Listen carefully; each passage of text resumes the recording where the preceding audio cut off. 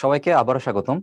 Chapter 2 এর master ক্লাসের lecture 2 এ আমরা মূলত টাইপ 3 এবং টাইপ 4 অর্থাৎ আপেক্ষিক বেগ এবং ভেক্টর অবস্থান ও একক ভেক্টর এই দুটো টাইপকে কভার করব। সো আপেক্ষিক বেগ তোমরা জানো যে বিভিন্ন রকম প্রশ্ন বইয়ে দেওয়া থাকতো যে ট্রাকের সাপেক্ষে গাড়ির বেগ কত, মানুষের সাপেক্ষে বৃষ্টির বেগ কত, তাই না? এরকম বিভিন্ন প্রশ্ন দেওয়া থাকতো। সো একটা সাপেক্ষে আরেকটার যে আপেক্ষিক বেগ সেটা আমরা বের করে দেখব এবং ইভেনচুয়ালি টাইপ 4 এর মধ্যে বিভিন্ন ভেক্টরের যে অবস্থান থাকে এবং একক ভেক্টরগুলো আসলে অবস্থান কিভাবে হিসাব করে বা কিভাবে কাজ করে সেই টেকনিকগুলো আমরা দেখব। তো প্রথম আপেক্ষিক বেগের মধ্যে খুলনা ইউনিভার্সিটিতে 19-20 সালে একটা প্রশ্ন আসছিল এবং রিটেনে খুলনা ইউনিভার্সিটিতেই 15-16 সালে রিটেন প্রশ্ন আসছিল। তো যেহেতু প্রশ্ন খুব কম আসছে এই জন্য ইম্পর্টেন্স ওয়াইজ আমরা গুরুত্ব এখানে 1 স্টার সেট করেছি, বাট ভবিষ্যতে প্রশ্ন এরকম আসতেও পারে, এজন্য শুধুমাত্র গুরুত্বে 1 স্টার না দেখে কনসেপ্টটা ক্লিয়ার করা হচ্ছে তোমার জন্য বুদ্ধিমানের কাজ হবে। প্রথমে দেখো দুটি এক্সাম্পল এখানে দেওয়া আছে। একটা হচ্ছে যে একটি গাড়ি তোমার বাম দিকে যাচ্ছে কত বেগে, 100 কিলোমিটার পার আওয়ার বেগে, এবং আরেকটা গাড়ি 90 কিলোমিটার পার আওয়ার বেগে একই দিকে যাচ্ছে। তবে এখানে একটা কথা আছে, সেটা হচ্ছে এখানে দেখো অবজারভার অথবা পর্যবেক্ষক হচ্ছে এই গাড়িতে, অবজারভার অথবা পর্যবেক্ষক হচ্ছে ডান পাশের গাড়িতে। আচ্ছা,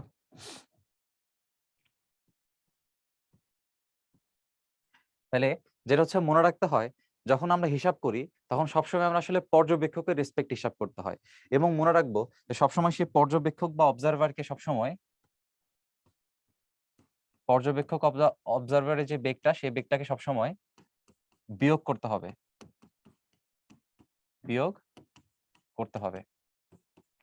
সেই পার্টটা সবসময় মনে রাখবা। এখন দেখো তোমাকে প্রথমে যেটা বলছে যে velocity of the car on the left, এই যে বাম পাশের যে গাড়িটা আছে, বাম পাশের গাড়িটার relative to the observer is 10 kilometre per hour due west. কিভাবে এটা কাজ করে দেখো, আমার বাম পাশের গাড়ি যাচ্ছে কোন দিকে, এদিকে 100 কিলোমিটার পার আওয়ারে যাচ্ছে, আর আমার অবজারভার কোন দিকে যাচ্ছে, বাম দিকে। কিন্তু আমরা কি বলছি যে অবজারভার বা পর্যবেক্ষককে সবসময় কি করতে হবে, বিয়োগ করতে হবে। তাহলে 90 কিলোমিটার পার আওয়ার সে বাম দিকে যাচ্ছে, কিন্তু আমাদের চিন্তা করতে হবে উল্টা, যেহেতু বিয়োগ করতে হবে। তো উল্টাটা আসলে কত হবে বলো তো ভাই? উল্টাটা হবে -90 কিলোমিটার পার আওয়ার।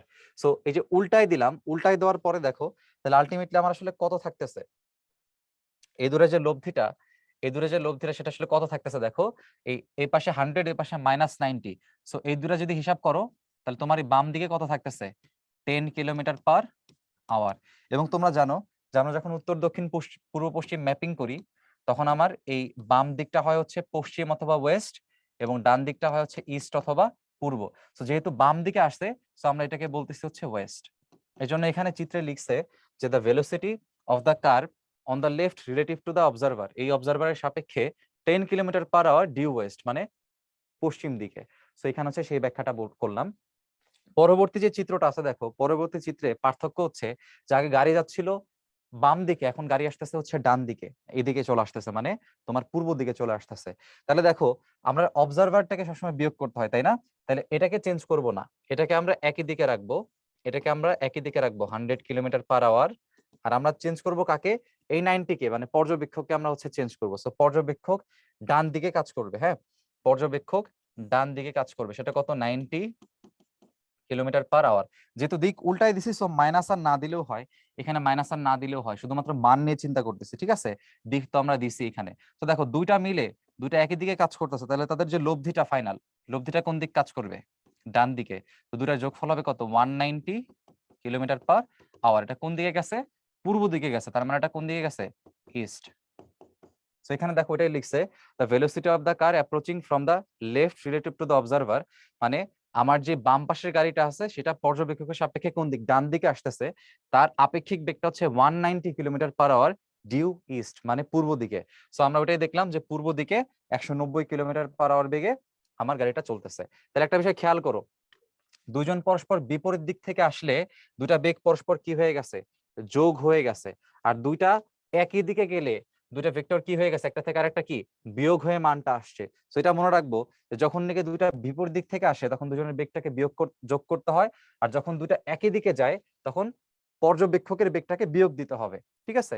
ওকে, এখন দেখো এই কনসেপ্টটাকে আরেকটু ঝালাই করে নেওয়ার জন্য বা ম্যাথমেটিক্যাল আইডিয়া ডিরাইভ করার জন্য আমরা একটা চিত্র দেখতেছি। তো এই চিত্রে ধরে নাও এটা হচ্ছে আমার এ আর এটা ধরে নাও আমাদের বি। তাইলে মনে করো এখানে আমাদের এভাবে আমরা জানতে চাচ্ছি যে বি এর সাপেক্ষে এর আপেক্ষিক বেগ। সো বি এর সাপেক্ষে এর আপেক্ষিক বেগটা হবে হচ্ছে ভি। দেখো যার বেগ এখানে এর আপেক্ষিক বেগ, তাহলে এটাকে আগে লিখতে হবে, যার বেগ তাকে আগে লিখবো, যার সাপেক্ষে তাকে পরে লিখবো। এটা হচ্ছে নিয়ম।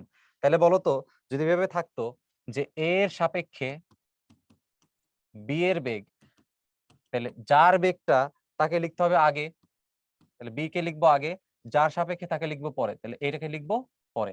সো এই জিনিসটা হচ্ছে আমাদের মনে রাখতে হবে।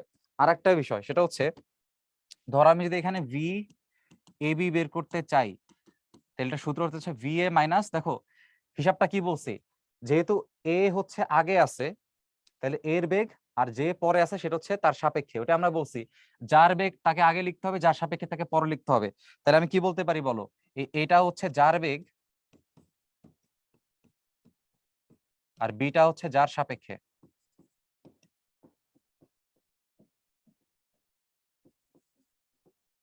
তাহলে যার সাপেক্ষে তাকে কি দিতে হয়, বাদ দিতে হয় পর্যবেক্ষককে, এজন্য ভিএ থেকে ভিবিটাকে কি দিতে হবে, বাদ দিতে হবে। ফাইন।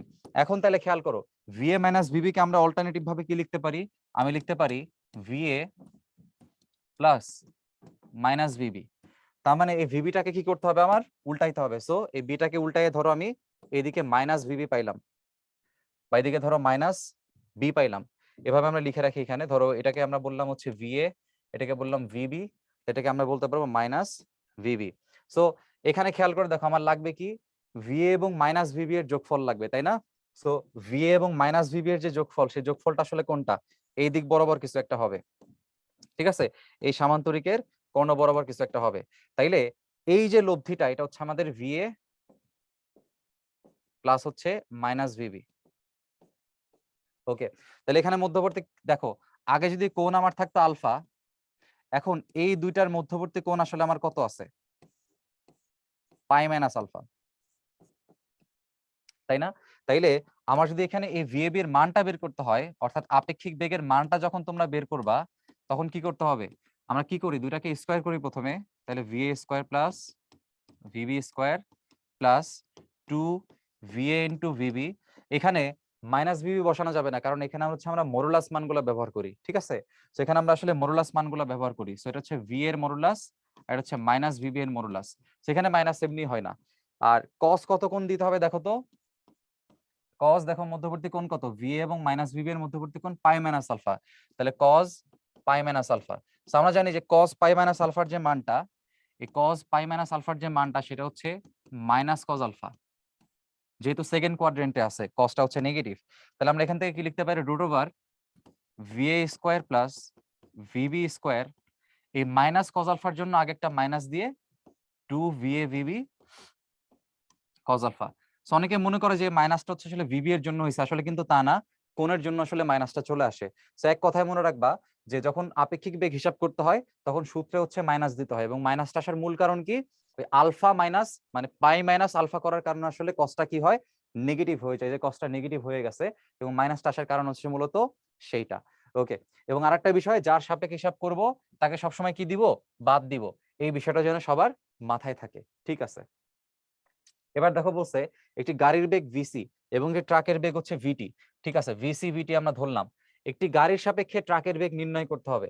সো গাড়ির সাপেক্ষে ট্রাকের বেগ যেটা ভিটিসি, দেখো কার বেগ, ট্রাকের বেগ, সো টি কে আগে দিব, কার সাপেক্ষে, গাড়ির সাপেক্ষে, সো সি কে পরে দিব। সো ভিটিসির মান কি হবে, আগেরটা মাইনাস পরেরটা বিয়োগ, সো ভিটি মাইনাস ভিসি। এখন ওই ভিটিসি এর যে মানটা, এই মানটা বের করতে গেলে দেখো কি করতে হবে, ভিসি কে মাইনাস করতে হবে। সো খেয়াল করো আমার ভিসি যেটা ছিল, সেই ভিসি কে আমার কি করা লাগছে, মাইনাস করা লাগছে, কোন দিকে, উল্টা দিকে মাইনাস করা লাগছে।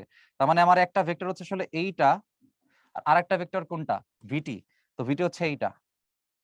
তো এই দুইটা ভেক্টরের মাঝামাঝি যে লব্ধিটা, সেই লব্ধি অবশ্যই দুই ভেক্টরের মাঝামাঝি এই বরাবর যাবে, এই সামান্তরিকের লব্ধি হবে, তাই না? এই সামান্তরিকটার লব্ধি হবে হচ্ছে এই ভিটিসি। তো আশা করি বুঝছি যে কিভাবে হিসাবগুলো করতে হয়। যার বেগ তাকে আগে লিখতে হবে, যার সাপেক্ষে তাকে বাদ দিতে হবে। ঠিক আছে, সো এইখানে আগের চিত্রের আলোচনা এবং এখানকার আলোচনা কিন্তু একদম হুবহু একই রকম। ঠিক আছে, এবার যদি এরকম বলতো যে আমার যে লব্ধিটা আছে, হ্যাঁ, আমার যে আপেক্ষিক বেগের দিকটা আছে সেই দিকটা আসলে কত কোণ, সেই হিসাবগুলো করার জন্য তোমাকে আগে বুঝতে হবে যে ভিটি এবং ভিসি এর মধ্যবর্তী কোণটা আসলে কত ছিল।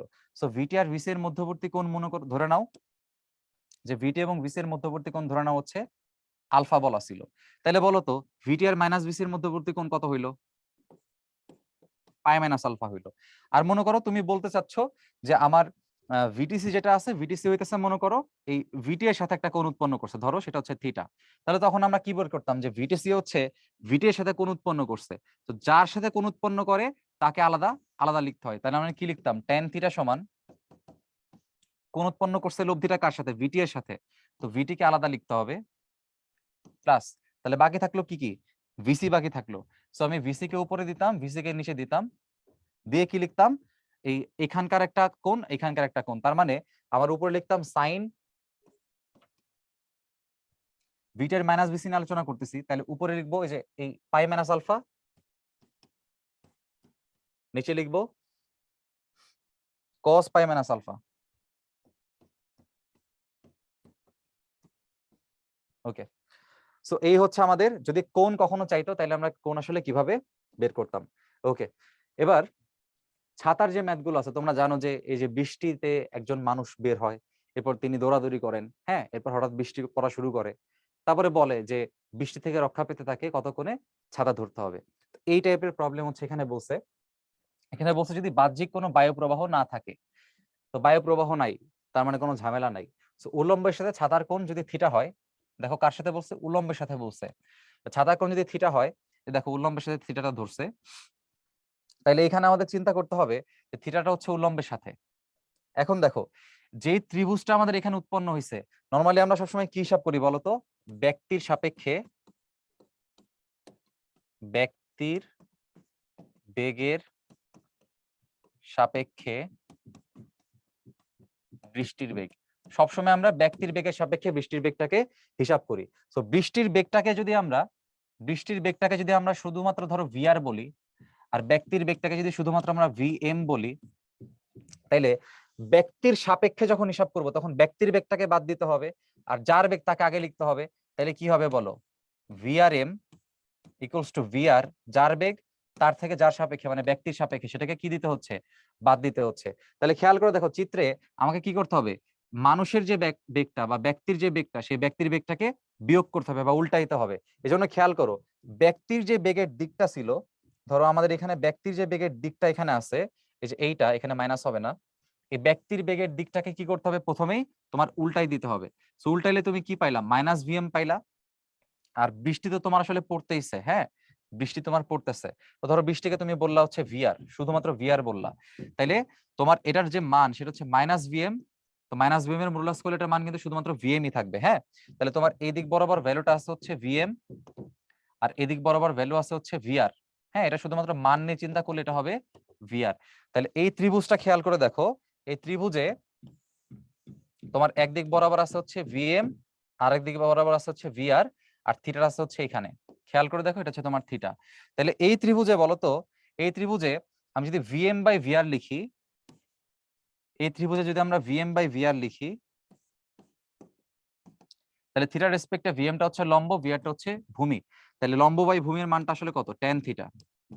সুতরাং এই ট্যান থিটার মান কি লিখতে পারবো আমরা, ব্যক্তির বেগ বাই বৃষ্টির বেগ। তবে এই ক্ষেত্রে একটা বিষয় খেয়াল করে দেখো, এই থিটাটা হচ্ছে আমার উল্লম্বের সাথে, এই থিটাটা কোনটা হচ্ছে উল্লম্বের সাথে। তাহলে বলো যদি এমন হয় যে থিটা কোণ হচ্ছে আমার আনুভূমিকের সাথে, তাহলে তখন এই ভিএম এবং ভিআর কি উল্টায় যাবে, ঠিক আছে। তো আনুভূমিকের সাথে বললে কি করবা, এখানে আমরা লিখে রাখি যে আনুভূমিকের সাথে যদি বলে, আনুভূমিকের সাথে থিটা বললে কি করবা, ভিএম বাই ভিআর কে উল্টাই দিবা, ভিআর বাই ভিএম লিখবা, মানে উপরে তখন লিখবা বৃষ্টির বেগ, নিচে লিখবা ব্যক্তির বেগ, ঠিক আছে। ওকে, এখন দেখো কি বলছে, বৃষ্টি চলাকালীন একজন লোক 10 মিটার পার সেকেন্ড বেগে চলছে, সো এটা হচ্ছে আমার ব্যক্তির বেগ। যদি বৃষ্টি এত বেগে খাড়ার নিচের দিকে পড়ে তাহলে এটা হচ্ছে আমার বৃষ্টির বেগ। তবে লোকটিকে কোন দিকে ছাতা ধরতে হবে? সো ছাতা কত কোণে ধরতে হবে আমরা লিখে ফেলি। মনে করো আমরা জানি যে tan θ = এখন এখানে অপশন দেখো, একটা আনুভূমিকের সাথে বলা আছে, আবার লম্বের সাথে বলা আছে। তো ধরো আমরা আনুভূমিকের সাথে যদি লিখি, তাহলে tan θ সূত্র কি? দেখো আনুভূমিকের সাথে বললে tan θ = VR/Vm। তাহলে আমরা এখানে কি লিখতে পারি? VR/Vm। এবার দেখো পৃষ্ঠ এবং ব্যক্তি দুজনেই সমান সমান, তাহলে 10/10 মানে কত? 1। আর tan θ এর মান 1 কখন হয়? যখন সেটা tan 45 ডিগ্রি হয়। তার মানে বুঝতেই পারতেছো ভাই, থিটার মানটা কত হবে? 45 ডিগ্রি হবে।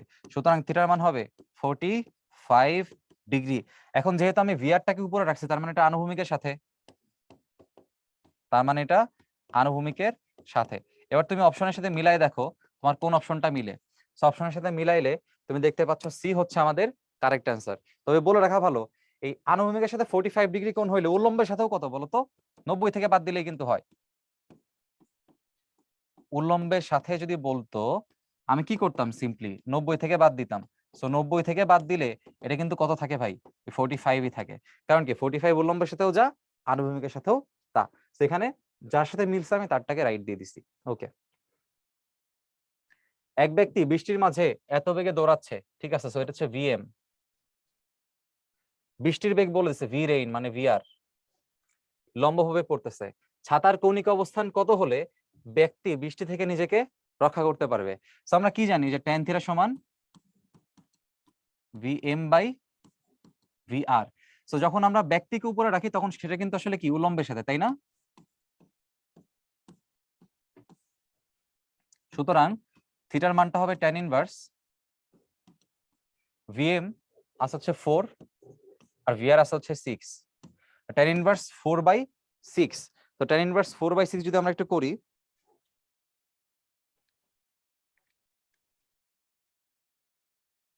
আমাদের অ্যান্সার আসে 33.69 ডিগ্রি। তাহলে বলো তো ভাই 33.69 ডিগ্রি কার সাথে? উল্লম্বের সাথে। এই জিনিসটা মনে রাখতে হবে, 33.69 ডিগ্রি উল্লম্বের সাথে। জিনিসটা বলে দিতে হবে। কেউ চাইলে এখানে আনুভূমিকের সাথেও বলতে পারে অ্যান্সার, কারণ কি এখানে স্পষ্ট করা নাই যে ছাতার অবস্থানটা আসলে কিভাবে রাখতে হবে। ঠিক আছে? তো কিছুই না বললে তোমরা উল্লম্বের সাথে অ্যান্সারটা দিতে পারো। সো আনুভূমিকের সাথে বললেও তোমার অ্যান্সারটা হয়ে যাবে, সমস্যা নেই। আচ্ছা, এবারে ভেক্টরের অবস্থান এবং একক ভেক্টর। সো গুরুত্ব বিবেচনায় দেখতেই পাচ্ছ এটাকে 3 স্টার রাখা হয়েছে, কারণ এটা হচ্ছে গুচ্ছ, জাহাঙ্গীরনগর, খুলনা ইউনিভার্সিটি, চট্টগ্রাম ইউনিভার্সিটিতে অনেকবার আসছে। তাহলে প্রথম যে টাইপটা দেখো অবস্থান এবং একক ভেক্টরের, সেটা হচ্ছে একটা পজিশন ভেক্টর দেওয়া আছে বা একটা অবস্থান ভেক্টর দেওয়া আছে। হ্যাঁ, এই পজিশন ভেক্টর মানেই হচ্ছে আমাদের অবস্থান ভেক্টর।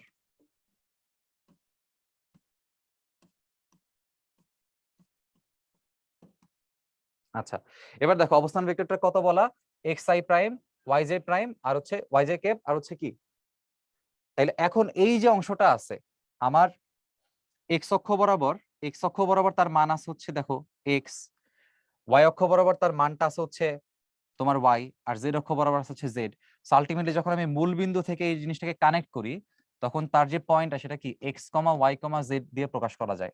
তো প্রথমটা এক্স অক্ষের সাথে আছে দেখে এখানে এখানে আই ক্যাপ দেওয়া যায়, পরটা ওয়াই অক্ষের সাথে আছে দেখে এখানে জে ক্যাপ দেওয়া যায়, আর পরটা ওয়াই অক্ষের সাথে আছে দেখে এখানে কি দেওয়া যায়? একটা কে ক্যাপ দিয়ে দেওয়া যায়, তাই না? এখন এই যে টোটাল আলোচনাটা যদি বলে যে এখানকার মানটা কত, আমরা জানি যে মান বের করতে গেলে কি করতে হয়? শুধুমাত্র সহগগুলোর স্কোয়ার করতে হয়। তো সহগগুলোর স্কোয়ার করে কি করব? যোগ করে দিব। সেটা কত বলতো? এটা কিন্তু ত্রিমাত্রিক অক্ষব অবস্থা, মানে 3 ডাইমেনশনাল। ঠিক আছে? তাহলে যদি 2 ডাইমেনশনাল থাকতো, ধরে নাও যে তোমার একদিক বরাবর, ধরে নাও তোমার একদিক বরাবর এরকম একটা পি ভেক্টর আছে, অথবা ধরো হ্যাঁ এটা ধরো পি ভেক্টর। তাহলে পি ভেক্টরকে পাওয়ার জন্য তোমার কিন্তু একটা এরকম এক্স অক্ষ যাওয়া লাগছে, আর একটা হচ্ছে তোমার এরকম ওয়াই অক্ষ যাওয়া লাগছে। ঠিক আছে?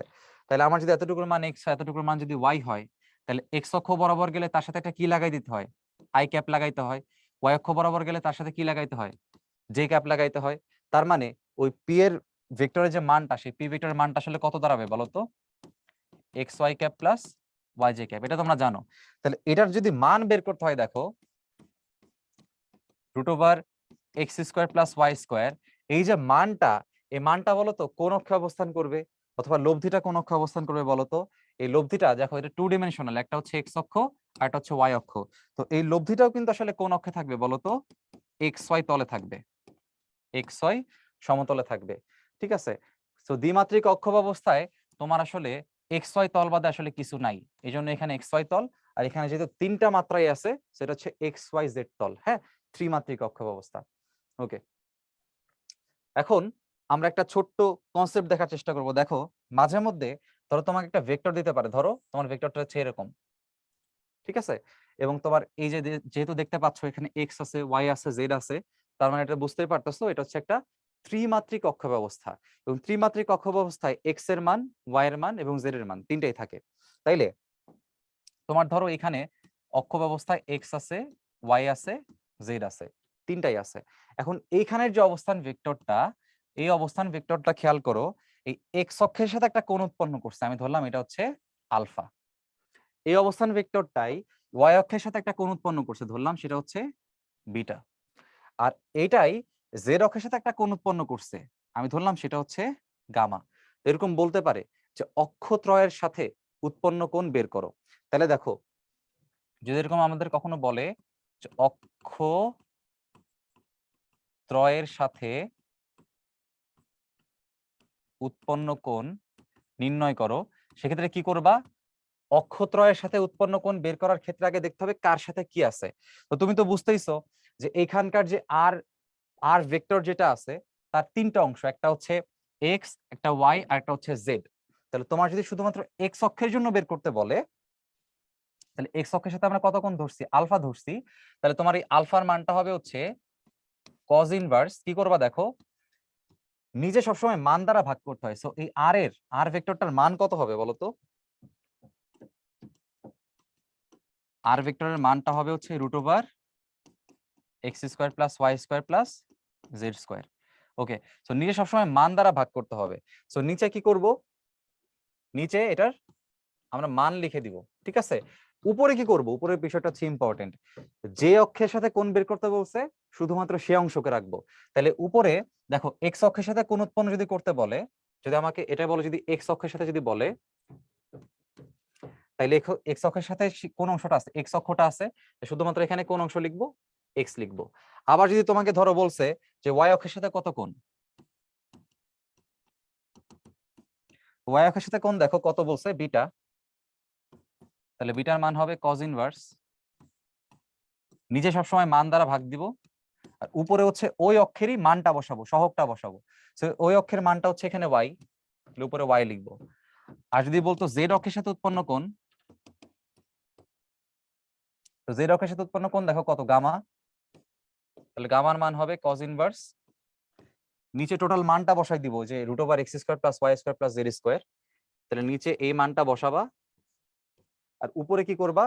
এই জেড অক্ষের স্থানাঙ্কে যতগুলো ভ্যালু থাকবে, এখানে 5 থাকলে 5, 10 থাকলে 10, 11 থাকলে 11, সেখানে উপরে শুধুমাত্র কি বসাবো? মানটা বসাবো। আচ্ছা, এখন আসি, এটা হচ্ছে আমাদের এক্স অক্ষ।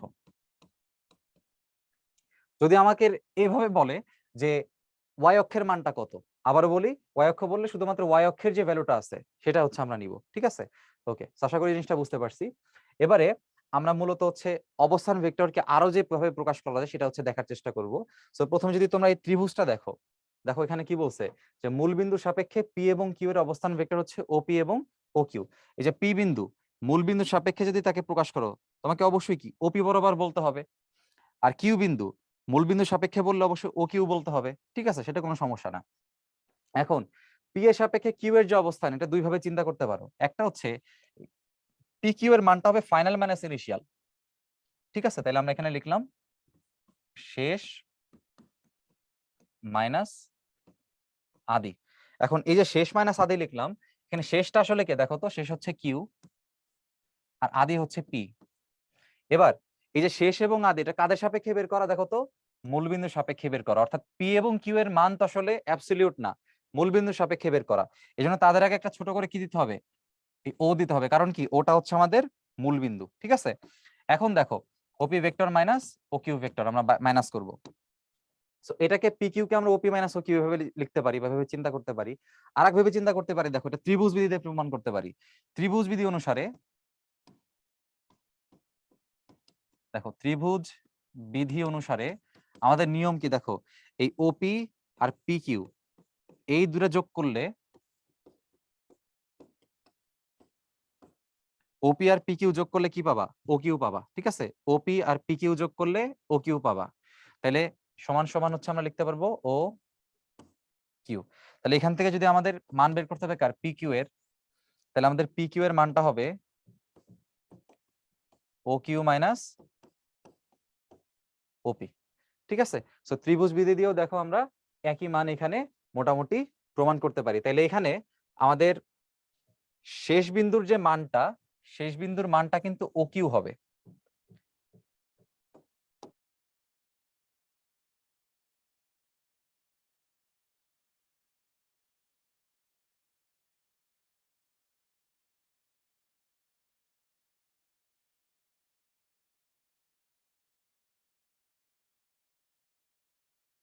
আমরা মোটামুটি করব। সো একক ভেক্টর যখন বলা হয়, একক ভেক্টর যখন বলা হয়, একক ভেক্টর কেন বলা হয়? যে কোনো ভেক্টরে কি থাকে? মান থাকে এবং তার কি থাকে? দিক থাকে।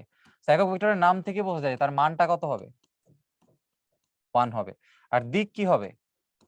দিক হবে ওই ভেক্টরের, মানে যার একক ভেক্টর বের করবা সেই ভেক্টরেরই দিকে। আচ্ছা, এখন একক ভেক্টর বের করার তাহলে টেকনিকটা কি?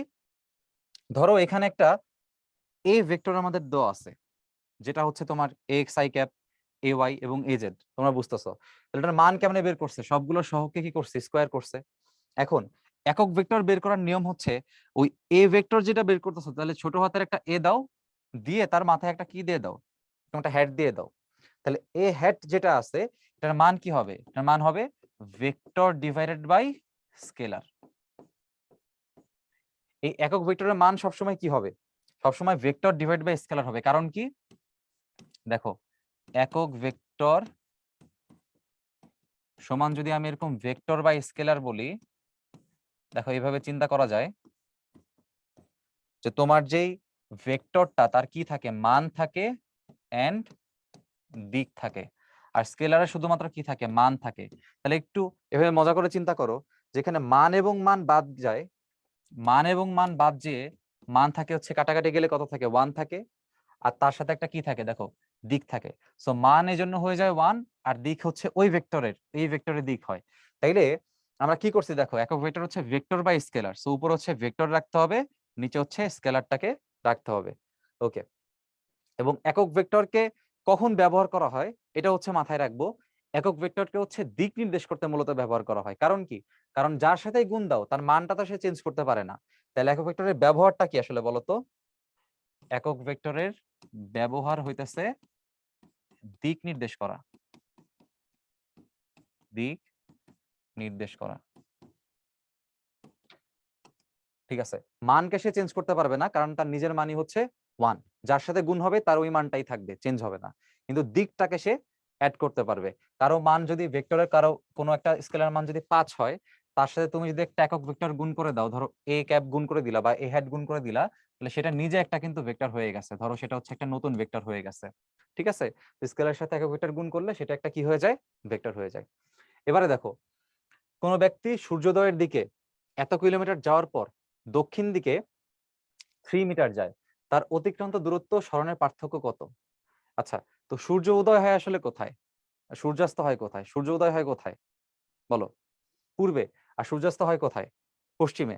তাইলে তোমার সূর্যোদয় যেটা, এটা বোঝাইছে কি? পূর্ব। তাইলে ওই ব্যক্তি, আমরা জানি আমাদের পূর্ব দিক হচ্ছে ডান দিকটা, আর পশ্চিম হচ্ছে বাম দিকটা, উত্তর হচ্ছে উপরে, দক্ষিণ হচ্ছে নিচে। তাইলে পূর্ব দিকে সে প্রথমে গেছে 4 মিটার, এরপর সে 3 মিটার গেছে দক্ষিণ দিকে। তাহলে বলতো তার যে সরণ সেটা কোনটা হয়েছে? আদি বিন্দু থেকে শেষ বিন্দু, তার এটা হচ্ছে সরণ। তাহলে সরণের যে মান সেটা দেখো পিথাগোরাস দিয়ে করা যায়, √4 স্কয়ার প্লাস 3 স্কয়ার। তার অ্যান্সার কত হবে? 5 হবে। 4 আর 3 থাকলে কি হয়? 5 হয়, আমরা আগেই বলছিলাম। আর আরেকটা বলছে অতিক্রান্ত দূরত্ব। তো অতিক্রান্ত দূরত্ব যখন হিসাব করা হয়, তোমরা জানো যে দূরত্ব হচ্ছে স্কেলার রাশি। তাহলে এই ক্ষেত্রে আর এত দিক হিসাব করা যাবে না। জাস্ট যোগ করতে হবে সরলরেখিক দূরত্ব। তাহলে 4 আর 3, তার মানে কত? 7 মিটার। এবার বলছে অতিক্রান্ত দূরত্ব এবং সরণের পার্থক্য। সরণ আসছে 5 আর দূরত্ব আসছে 7, তাহলে পার্থক্য কত? 7 - 5, তার মানে 2 মিটার। ওকে, তার মানে আমাদের এখানে অ্যান্সার হবে হচ্ছে 2 মিটার। এবার দেখো XY সমতলে এই ভেক্টরটার দৈর্ঘ্য আসলে কত একক? তো প্রথমে একটু বোঝার চেষ্টা করো ভাই, আমাদের এখানে এই যে ভেক্টরটা দেওয়া আছে এটা একটা 3 ডাইমেনশনাল ভেক্টর, 3 দিকে তার আছে। এটা হচ্ছে X অক্ষ বরাবর, এটা Y অক্ষ বরাবর, এটা হচ্ছে Z অক্ষ বরাবর। কিন্তু আমার তল লাগবে কোনটা বলতো? XY সমতল। তো XY সমতল লাগলে আমার এই অংশ কিন্তু কোনো কাজে লাগবে না। XY সমতলে আমার শুধুমাত্র I হ্যাট আর J হ্যাট থাকে, আমরা জানি। তাহলে XY সমতলে বলছে দেখে এটার যে মানটা বের করতে বলছে, দৈর্ঘ্য বের করতে বলছে, সেটা মান শুধুমাত্র কি হবে? X এরটা নিব আর Y এরটা নিব। তাহলে 6 স্কয়ার প্লাস 8 স্কয়ার, তাহলে মান আমার কত আসতেছে? 36 প্লাস 64, তার মানে √100, তার মানে কত? 10 একক। ওকে, তার মানে আমাদের বি হচ্ছে অ্যান্সার। ওকে, তো এই জন্য দেখবা যে যেই অক্ষ বলছে শুধুমাত্র সেই অক্ষের সহগগুলোকে আমরা নিব। যদি আমাদের বলতো XZ, হ্যাঁ, যদি আমাদের বলতো XZ সমতলে, তাহলে আমাদের এই দৈর্ঘ্যের মানটা হইতো হচ্ছে X এরটা নিতাম 6 স্কয়ার আর Z এরটা নিতাম 5 স্কয়ার। তো তখন আমার মানটা এরকম হইতো যে √36 প্লাস হচ্ছে 25, তাহলে তোমার হচ্ছে কত? 41 হয় এখানে, আর 61, তখন √61 একক হইতো। ঠিক আছে, আশা করি বুঝছি যে কিভাবে আসলে তলগুলো হিসাব করতে হয়। আচ্ছা, এই ভেক্টরের মান কত? এই চ্যাপ্টারের সবথেকে সহজ প্রশ্ন হচ্ছে এটা আসছে জাহাঙ্গীরনগর 18-19 সালে। তো আমরা জানি যে কোনো মান বের করতে গেলে কি করতে হয়? রুট করে সহগগুলো কি স্কয়ার করতে হয়। সো আমি একটু যোগ করি, এটা হচ্ছে কত আসতেছে? 9, এটা 16, এটা হচ্ছে 144,